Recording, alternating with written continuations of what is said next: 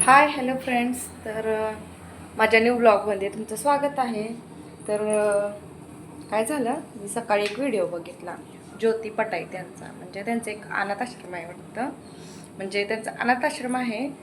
तर त्यांचा एक सकाळी बहीण भावाबद्दल एक व्हिडिओ बघितला.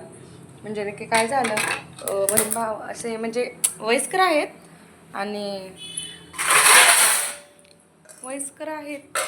मग काय झालेलं, कधी त्यांची भांडणं झालेली वाटतं आणि बहिणीचं असं कानाला भावाने काहीतरी मारलेलं, म्हणजे पूर्ण असं कान पिरगळून वगैरे, म्हणजे जास्त काहीतरी जखमा झालेल्या. आणि मग त्यांना जेल झाली, त्यांच्या भावाला जेल झाल्यावर 1 वर्षाची काहीतरी सजा झाली भावाला.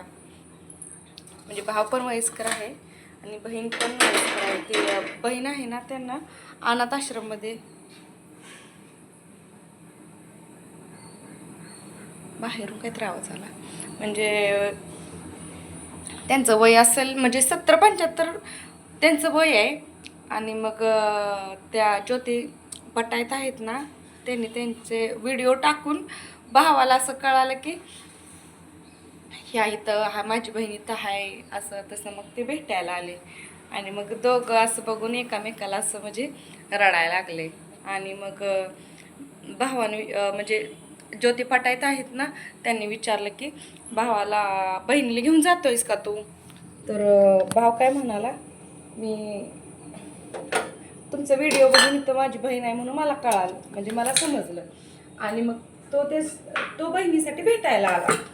आणि मग ज्योती पटायत आहेत ना, त्यांनी विचारलं की तू बहिणीला घेऊन जातोयस का, घेऊन जा. मग असं सारखे त्या म्हणायला लागले की असं, म्हणजे 2-4 वेळा नाही का असं म्हणाल्या घेऊन जा. तर भाव म्हणला नाही, मी एकटाच आहे, मग मी नेऊन तिला काय करू? भाव काय म्हणाला, भाव म्हणला की मी तिला नेऊन काय करू, का तर ती वयस्कर झाली, तिला काय काम करतात मी 70-75 वयच म्हटल्यावर भरपूर झालं ना. आणि मग तो म्हणला मी पण एकटा आहे, मी 4 वर्ष झालं काम सोडलंय, मला पण होत नाही. मग त्यावर ज्योती पटायत काय म्हणले की तो पण एकटा, ती पण एकटी, दोघं राहू शकताय ना. पण अशी परिस्थिती आहे की बहिणीची की 70-75 वर्षाची बहीण आहे म्हणलं, ती काहीच करू शकत नाही ना. मग ते तर नेऊन काय करणार आहे ती? मग म्हणजे तो पण वयस्कर आणि ती पण वयस्कर, आणि मग दोघं एकामेकांना भेटून असं